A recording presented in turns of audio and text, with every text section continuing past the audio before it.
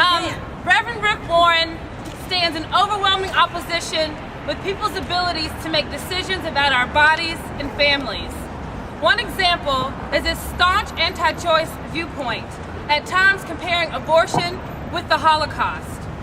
His dangerous comparison is not only wrong and untrue, but a vile misrepresentation of the complex realities and decisions women make daily for our bodies and our families. But Warren doesn't stop there. He not only wants to deny women's reproductive justice, but also preaches a message that is dated, harmful, and dangerous about our bodies, sexualities, and communities. Preaching a message to deny youth medically accurate, comprehensive sexuality education is dated. Denying lesbian, gay, bisexual, transgendered, and queer folks our humanity is harmful. And preaching a message that shames and blames women's bodies is dangerous. As members of King's beloved community, we say that all communities are sacred, and that in times like these, Atlanta needs to hear a message of love and liberation, not a narrow opinion that reinforces a dialogue of oppression and shame. Yes. The Atlanta Black LGBT Coalition, Spark Reproductive Justice Now, Southerners on New Ground, and our allies ask that the MLK King Center and Isaac Ferris rescind their invitation of Reverend Rick Warren to speak at the historic service on January 19th. We ask for the King Center to remember and recommit themselves to the vision of community offered by Martin Luther King and Coretta Scott King, a community based on inclusion, love, and liberation. Thank you.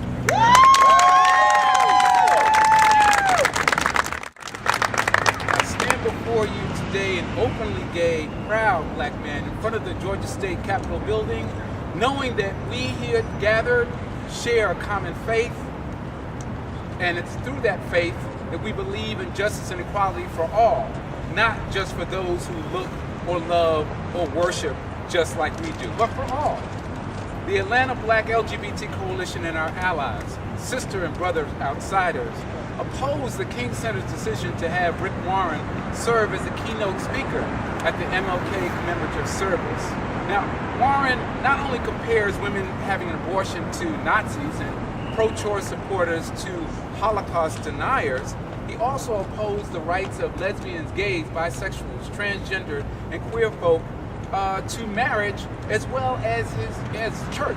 He will not admit homosexuals to his church unless they repent. These views, these words are acts of oppression.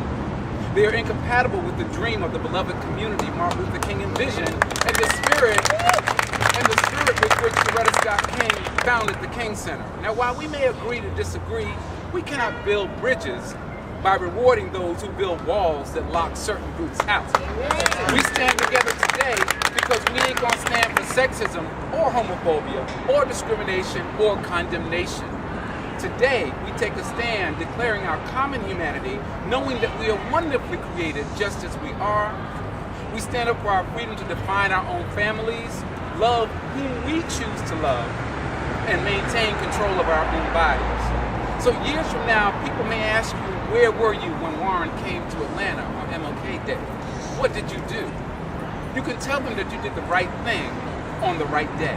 On Monday, January 19th at 9 a.m. at the corner of Jackson and Auburn Avenue, join us as we conduct a peaceful demonstration.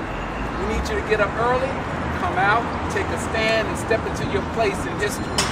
On the eve of a most historical inauguration, let us demonstrate together, once again, that change is really possible, that change is gonna come, and that the change is now. Thank you.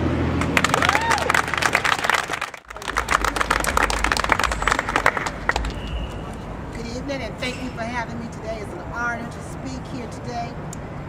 As a man of God and humanity, the Reverend Dr. Martin Luther King preached and practiced inclusion, equality, and love for all, and building a beloved community.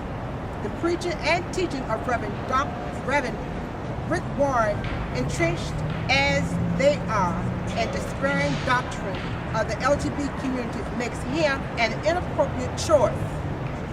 for such an important role in celebrating of Martin Luther King's life. While diversity may be desired, and dialogue with him in the future may be a plus, giving him such an important public stage for his rhetoric is not and can only serve as further divisive factor between the African American religion community and its LGBT congregants as we strive for affirmation in that arena. Thank you so much.